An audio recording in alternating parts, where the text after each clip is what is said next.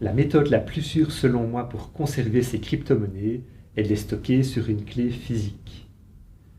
Même si les portefeuilles en ligne sont très bien sécurisés, il n'en reste pas moins que ceux-ci sont à la portée des hackers. Peut-être pas directement, car les transactions sont bien protégées, mais vos coordonnées sont facilement trouvables en ligne et un mot de passe d'accès à votre compte sera toujours vulnérable.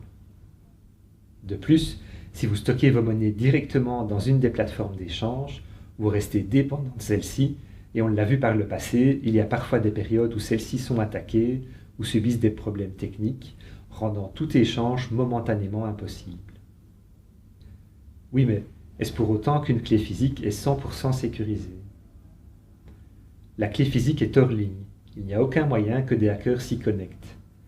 Le seul moyen pour mettre la main dessus serait de la voler, en supposant que vous ne l'ayez pas conservée dans un endroit sécurisé. Une fois qu'ils auront mis la main dessus, si vous avez choisi le bon modèle, les voleurs ne sauront quand même rien en faire car elle sera protégée par un code. Mais si on me la vole, les voleurs ne sauront rien en faire. Mais est-ce que j'aurai perdu ce qu'il y a dessus? Et si je la perds? Dans ces cas, pas de panique. Avec une bonne clé, vous saurez restaurer son contenu sur une nouvelle clé, soit grâce à une sauvegarde que vous aurez fait sur une carte mémoire, soit grâce à un ensemble de mots qui représenteront un mot de passe plus avancé et qui permettront de récupérer le contenu sur une nouvelle clé. Quels sont les autres avantages d'une clé physique? Selon les modèles, celle-ci permettra de stocker un bon nombre de crypto-monnaies différentes. Certains modèles sont protégés contre le piratage ou les malwares.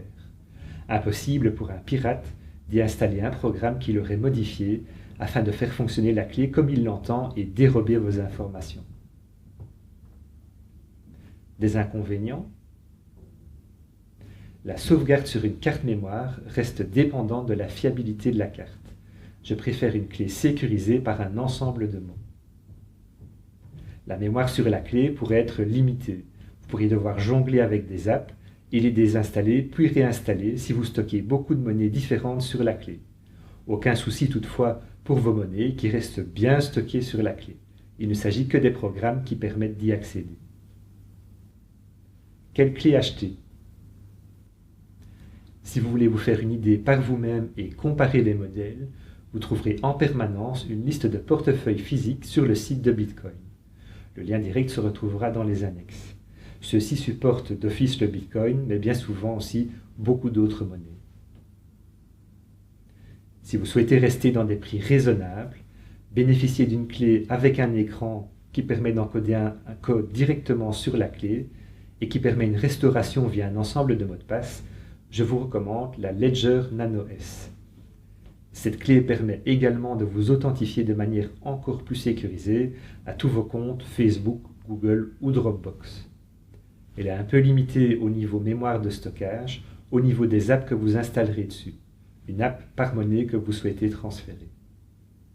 Elle ne permet pas de sauvegarde sur une carte mémoire, mais ce n'est pas pour moi un critère de sélection, et vous savez la restaurer grâce à un ensemble de mots.